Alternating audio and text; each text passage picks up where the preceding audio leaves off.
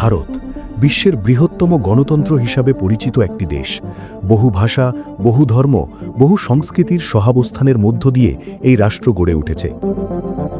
কিন্তু সাম্প্রতিক বছরগুলোতে ভারতের রাজনীতি, সমাজ এবং রাষ্ট্রীয় নীতিকে ঘিরে নতুন এক বিতর্ক তৈরি হয়েছে। সেই বিতর্কের কেন্দ্রবিন্দুতে রয়েছে সংখ্যালঘু মুসলিম সমাজের ভবিষ্যৎ ও তাদের অবস্থান।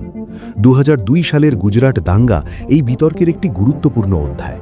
ফেব্রুয়ারি ও মার্চ মাসে ঘটে যাওয়া সেই সহিংসতায় শত শত মানুষের প্রাণহানি ঘটে, যাদের একটি বড় অংশ ছিল মুসলিম। সেই সময় গুজরাটের মুখ্যমন্ত্রী ছিলেন নরেন্দ্র মোদী। পরবর্তী সময়ে বিভিন্ন তদন্ত ও বিচারিক প্রক্রিয়া হলেও ঘটনাটি নিয়ে রাজনৈতিক বিতর্ক আজও থামেনি। অনেক বিশ্লেষক মনে করেন সেই ঘটনাই ভারতের রাজনীতিতে এক নতুন যুগের সূচনা করেছিল। সময় গড়িয়েছে। 2014 সালে নরেন্দ্র মোদী ভারতের প্রধানমন্ত্রী নির্বাচিত হন। এরপর 2019 এবং 2024 সালেও তিনি ক্ষমতায় ফিরে আসেন।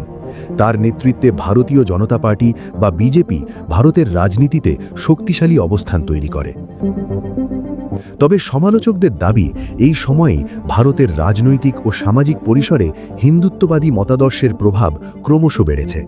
2024 সালের লোকসভা নির্বাচনে বিজেপি নেতৃত্ব 400 আসনের লক্ষ্য ঘোষণা করেছিল, কিন্তু সেই লক্ষ্য পূরণ হয়নি।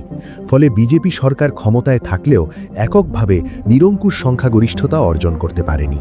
সমালোচকদের মতে, এই রাজনৈতিক বাস্তবতার মধ্যেই বিভিন্ন সামাজিক ও সাংস্কৃতিক কৌশলের মাধ্যমে একটি বৃহত্তর আদর্শিক প্রকল্প এগিয়ে নেবার চেষ্টা চলছে।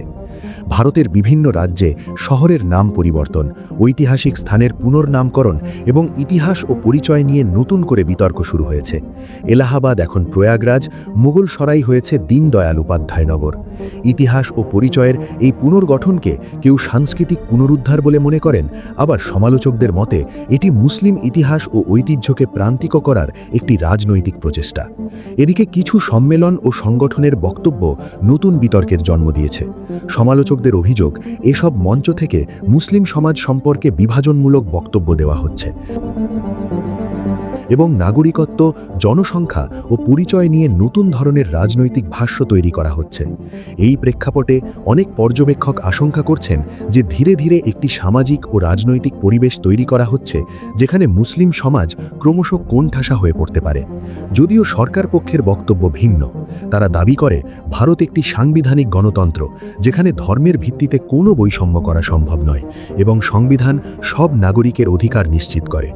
তবু প্রশ্ন রয়ে যায়, ভারতের বহুত্ববাদী চরিত্র কি আগের মতোই অটুট থাকবে, নাকি ধর্ম, রাজনীতি ও পরিচয়ের এই জটিল সংঘাত দেশটিকে নতুন এক বাস্তবতার দিকে নিয়ে যাবে?